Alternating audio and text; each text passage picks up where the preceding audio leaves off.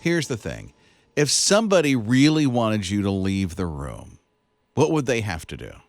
Let's start with Liz. Turn on a scary movie. What? Really? Oh, I'm out. I am so out. I can't handle it. Anything scary. Yeah. Ninja? Try and touch my face. Really? Yeah, I don't even like going to the dermatologist. No. They touch my face. I'm like, nah. Really? Jake's is unique. I like Jake's. Yeah, if you start spitting, whether that's just like in regular convo or if you're like just talking to me while eating food, yeah, I'm out. You're out, So not huh? the actual act of spitting, but like No, if I'm it just talking to happens and when you just, talk. Like, hawk one, that's not gonna do it. But like if you start spitting, Yeah, hawk a loogie. Oh Wow. my. Okay. That's something else. Scott. So, look, I'll be honest with you. I can't stand mice. If you bring a mouse, alive or not so alive, anywhere near me, I'm out of there. What happened? Why mice? I don't know. I've always Something- been just terrified of them. I get so squeamish and uncomfortable if somebody says, "Oh, we caught this mouse," or "Hey, come here and look at this mouse." No, I'm out of there. It's got to be something from his childhood. What happened when you were a kid? I don't really remember any kind of like traumatic incident with a mouse. With a mouse. But I've never liked them. I just get really squeamish. So Yeah. if I play Tom and Jerry, you're out. Well, now Tom and Jerry's okay. Jerry's a cool cat, cool mouse. Okay. But Okay. The live ones, I just the had to real deals. Find no. out if I'm watching Looney Tunes near you, you know. Right? If someone uses profanity as part of their normal language when they're talking to me, I can't stand there and listen and have a conversation. It is a huge turnoff. So I had a friend who was a pastor when I lived in Florida. His name is Joe. And Pastor Joe would say, listen, it's a sign of your intelligence if you have to use profanity all the time. Oh yeah. I went, that's wow. good. He would use that with his kids and then use that with the kids at the school at his church a lot. If you have to use profanity all the time, that's a sign of somebody's intelligence. I went, wow, that cures me. Well, yeah, because you can't express yourself in another way other than using profanity. I mean, that does. I can see that line Yeah, of and thinking. and also certain words are like just worse than others. Oh, I know. You know? I mean, they're all bad, obviously, but there are some that just, curl your toes like when You're you like, hear them. did you really need to use that word? Yeah, like I agree with that. Here's an open mic that came in through the My HISRadio app. Light a cigarette, I'm out. Doesn't like the cigarettes. Get out of there. I wonder if, what's it called, vape? I wonder if vaping does the same thing to her. Vape almost overtakes you, I feel like. Like I've had it and I've walked in the smoke, and it's right. So maybe it might do that. You know what it is for Aiden? He texted, said writing with chalk on a chalkboard. The act of writing Yes, itself, the really? sound probably. That makes sense. I love that sound. Of writing on I a do. chalkboard? I think it's maybe the memories of just being in school because I loved school so much. Must have had a good Maybe. teacher Yeah, that used the yeah. chalkboard all the Yeah. time. Eating an apple, she hates the sound of it. That's Beth who texted in. I wonder why. Liz. Like, what's the problem with that? Liz. So, Beth, Liz's email, if you would like to register a complaint, Why? Liz with two Z's at hisradio.net. Rob and Lizz, his morning crew. I like healthy smoothies. Here's a new smoothie that's coming out. And I'll give you some of the ingredients of this one smoothie. There is coconut water. Coconut's really good for you. It helps, it helps with metabolism. So there's coconut water, coconut milk, coconut soft serve, coconut meat, coconut whipped cream, banana. Add some aloe vera, Tahitian vanilla, blue spirulina, whatever, and sea salt. And then I think it's like for a 12-ounce cup, $9 for this smoothie. And then I guess you just rub it all over you because it's evidently sunscreen. It's sort of like sunscreen, but it's also a smoothie. It's weird. Do you really eat this? I think you do. You really? Yeah, I So why think did they you put really- aloe vera in it then? So aloe vera is really good for you. Do you but eat yeah, that stuff? I thought you just spread that on your skin when you get a sunburn. I'll tell you, I've literally never eaten aloe vera that I know of because I can use it for like burns, this kind of thing. So why do they call it sunscreen smoothie? Because I think the smell and almost the taste of it, like I love the smell of Hawaiian Tropic, or Copper Tone, that kind of stuff. Sunscreen, tanning oil, whatever. Like it takes you right to vacation. It takes you right to the beach. And so maybe that's what they're trying to do is bring that memory up when you're having the sunscreen or Really? having the smoothie that smells and tastes like sunscreen. $9, first of all. Wait, back up. Smells and tastes like sunscreen. I guess. So when was the last time you actually ate your sunscreen? I haven't. But if you think about everything that's in your sunscreen flavor-wise, the coconut, I think some are more of like a pineapple and like the vanilla flavors, then okay. It's when they throw the aloe vera in there that I'm a little bit, what? So we actually use aloe vera drinks to calm our stomachs. It's really good for digestion. Really? I never. So it helps calm your stomach. That's so weird. It is. Harolyn from Afternoons, Brian and Harolyn, texted. She said, I totally drink aloe vera. Really? Yeah. I wonder if it's for her stomach. Did she say? She didn't say. Huh. I don't know if it's for her tummy. I didn't know aloe vera would soothe that. Soothes a burn. Okay, it's starting to make sense. That soothes a upset stomach, I guess. Well, because your tummy, if it's upset, kind of burns from the acid. Well, okay, yeah, that's logical. Right. So I'm saying that totally makes sense. I wouldn't have thought about it, but I just don't see myself going to the backyard, breaking off one of those aloe vera leaves and then eating it. I used to drink aloe vera all the time when I was first diagnosed with ulcerative colitis in 2016, and it really helped then. For real? For colitis? I wonder if it helps with Crohn's as well. I never heard in my life drinking aloe vera until somebody said, oh, there's a smoothie called Sunscreen Smoothie that has aloe vera in it. And we were kind of like, ew, that sounds terrible. It does sound gross. But evidently it's a thing. Carol also texted and she said, look, I think you need to Google aloe vera. Lots of uses for it. Okay, so. Like what? What's the uses? It looks like you can treat acne. Okay. As well as sunburns, which we knew that for burns. That and makes kind of sense thing. because you Yes. apply it to your skin. Right. Why not? Oral health. It says it actually reduces the plaque in your mouth, and therefore your mouth is going to be healthier, as well as your gums and your teeth. Use it like toothpaste? I think you probably drink it or eat it somehow, like the smoothie. That would help with your Yeah, but if it oral helps health. with your teeth, I feel like you'd have to brush your teeth with it. I mean, I guess you could. But I don't maybe know that. I'm just, guessing here. Maybe it services from the inside out. I don't know. Digestion, it does say, can help you. If you can't go to the bathroom, it will help you with that. She calls that something. What do you call it? Cobbledy wobbledies is the exact opposite of not of what being aloe able. vera? Okay. Constipation is what this is for. Okay. You can't potty. Well, thank you. I mean, if you needed the technical term. Kinda. Weight loss. Really? Yeah. Rob and Lizz, his morning crew. I guess you can start getting a biggie bag almost at Starbucks now. What's that mean? So a biggie bag is from Wendy's, and it has all kinds of things in it for $5, and it's like a burger and some nuggets and drink and whatever. For $5. It really is. Nice. Especially if you've got little kids and you can split that thing, and it's So if $2.50 a it's piece. $5 at a Wendy's, and you just said Starbucks, right? Yeah. Well, it's got to be $15-20. No, they have one. They call it their pairings menu, so don't go to Starbucks and ask for a biggie bag. But it's called a pairings menu. So you can get an iced or a hot coffee and a croissant for $5. Really? Now, it's plain croissant. Like, you can't get it with ham and cheese and all they're- that stuff. And that's tiny. A croissant? Yeah. At a Starbucks? No. Yeah. It would fill you up for a little bit, but there's really no nutritional value in it at True all. that. A lot of butter. But then they have another one that is $6, and again, you can get like a tea or a coffee or an iced coffee and one of their breakfast sandwiches for $6. So this is like a combo. Yeah. They have combos at Starbucks? They just started. I think it started.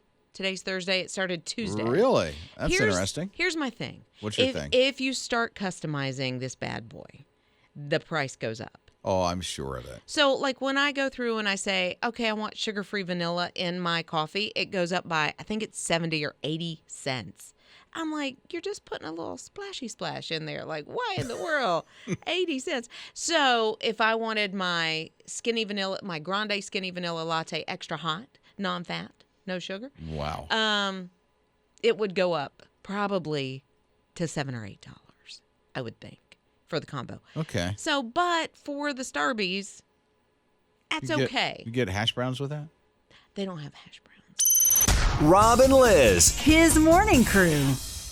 I don't know if you are familiar with bison, because I don't think there's a lot of bison around here. Maybe some elk if you go to the Smokies, like in Cherokee, Right. as you're getting ready to go up the mountain in Cherokee or whatnot. And there's some deer, some other things. Not bison that I know of. Not unless it's in the zoo. Yellowstone, there's a lot of bison. Yeah, Wyoming and, Right? out that way. But They can be very fierce, especially Yeah. if they're protecting their young. So Yellowstone Park, there was this guy who decided, I'm going to go sit in a field where there are bison. And so he's in the field where there's a bunch of bison. This one guy who's in his car sees him and goes, wait a minute, I'm going to take a picture of this because there's a bison coming after this guy. And the guy wasn't hurt. my goodness. But that was not very smart. And so Yellowstone decided, let's kind of post this and remind people that bison are dangerous. Don't do what you see in this picture. Wild animals. Right? But I have to remind myself, too, about that. We had a guy that came up to, we were at a place like broadcasting, and he had a baby bear. He had a baby bear in his truck. And he's like, you can pet him, he's fine. Put my hand in there. Yes, it latched on. Uh-huh. Because I trusted the guy. Yeah, you just know. When there's a wild animal, I don't care. Yeah, you just stay away. You No. never know, because even if they're trained, even if they're docile, they're still wild. And Hey. if they don't like you. If it's cute, there's danger. Rob and Lizz, His morning crew. Joey Chestnut, familiar name, I know. It sounds like you're getting ready to go see Luke Bryan and Joey Chestnut in concert. And it's not that. He's the hot dog guy that wins it every single year, but he's not returning this year. Yeah. There seems to be a kerfuffle.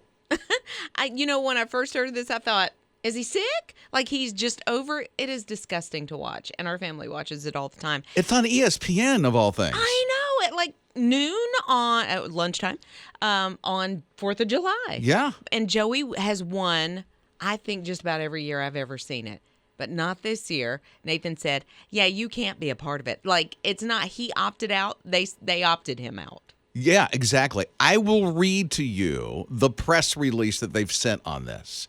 And here's what it says about Joey and him not being able or not allowed to go. It says simply, we are devastated to learn that Joey Chestnut has chosen to represent a rival brand that sells plant-based hot dogs rather than competing in the 2024 Nathan's famous 4th of July hot dog eating contest. Joey is an American hero. We would love nothing more than to have him at the Nathan's famous international hot dog eating contest, which he has dominated for years. We hope that he'll return when he's not representing a rival brand. Well, and that's nice. I like the way that they paid homage to him. Yeah. An American hero. I kind of got to take a little exception at that, but he's just eating hot dogs, y'all. They really prettied up that one when they said Right? American hero for eating hot dogs. Right? Yeah. Like he needs a cape. But also, Nathan's could just hire Joey to be their endorser, Yeah. and that would kind of solve the problem. I totally get it. They're the ones that, if there was not this hot dog eating contest, who would know who Joey Chestnut is? Only the people that are in that circuit that are champion eaters, I guess. There's you more call them. hot dog contests than this one? Oh, I would think so, because I would almost think, like, okay, this is not like the Olympic trials or anything like that, but I would think it works the same way. Like, you have to start at a more local level and then work your way up. Rob and Lizz, His morning crew. Well, I don't know if you've ever used one of those pods, the big containers that you put all your stuff in as you're getting ready to move away. It drops in your driveway, you fill it up as you're getting ready to leisurely move at some point.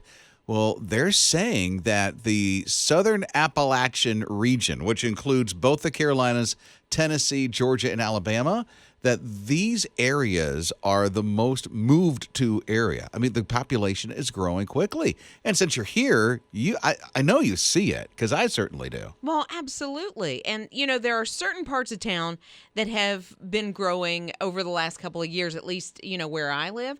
My town stayed small until just recently, and now it's exploding. There's new apartments going up and new subdivisions everywhere, and new different subdivisions. There's almost homes that are just available for rent. Yeah. Like, no, it's not apartments, it's actual homes. And the apartments that seem to be booming everywhere. All of a sudden, if I haven't been across town like in 6 months, all of a sudden I go there and I go, what? Where'd this come from? I know, like another one, and that seems to be the thing. They're just building everywhere. And it's great. I mean, seriously, we live here for a reason, right? It's a great place to live and raise a family, and I love that about where we live here. Yeah, I went to a dentist the other day with my mama, and the dentist was talking about he had moved from New Jersey, and all these people were telling him, oh, you've got to go. You've got to go here because it's so beautiful. You got to move to the South. Right. And he said, so finally I took a trip just to check it out, fell in love, and now he's been here for like 10, 12 years. I can see why. So, yep. Enjoy the neighbors as they're coming in from Jersey. Rob and Lizz. His morning crew.